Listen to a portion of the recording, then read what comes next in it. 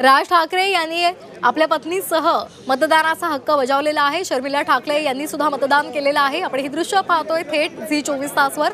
राज ठाकरे यांनी मतदानाचा हक्क बजावलेला आहे। शर्मिला ठाकरे सुद्धा त्यांच्यासोबत उपस्थित होत्या आणि आता ते नागरिकांशी संवाद साधत आहेत। दादरच्या बालमोहन विद्या मंदिरमध्ये त्यांनी मतदान केलेलं आहे आणि यावेळी ते तिथल्या मतदारांशी संवाद सुद्धा साधत आहेत। अमित ठाकरे सुद्धा त्यांच्यासोबत उपस्थित आहेत। अमित ठाकरे हे निवडणुकीच्या रिंगणामध्ये उतरलेले आहेत। दादर माहीम मतदारसंघाचे ते उमेदवार आहेत।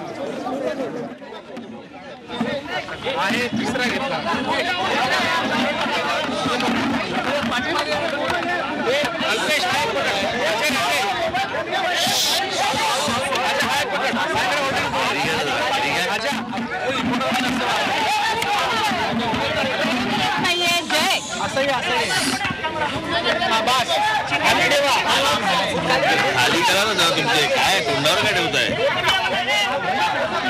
खाली करा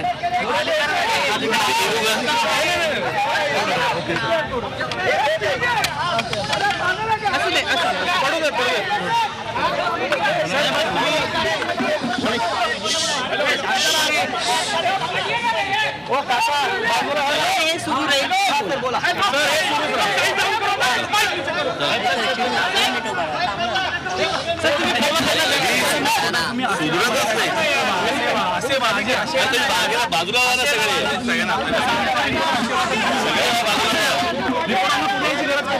बाजूला खाली आणि सगळे माईक खाली करा पहिले सगळे खाली करा पहिले खाली करा माईक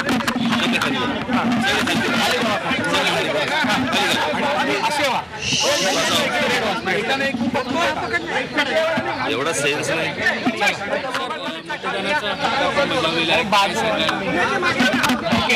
आवाहन काय कराल कारण गेल्या वेळेला लोकसभेला मतदान कमी झालं होतं, यावेळेला जास्तीत जास्त लोकांनी मतदान करावं म्हणून काय आवाहन?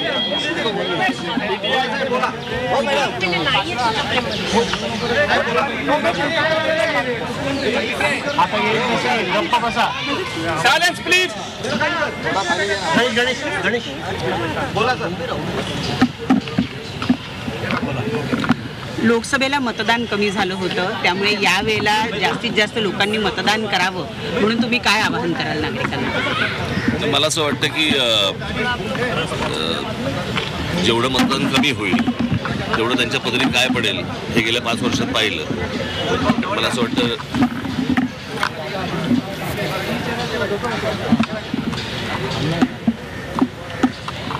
जास्तीत जास्त लोकांनी मतदान करून एक तर मतदान केलं पाहिजे सगळ्यांनी, म्हणजे हा तर विषय आहेच, पण आपलं मत व्यक्त करणं त्यापासून बाजूला हटणं हा काय पर्याय नाही होऊ शकत। मागे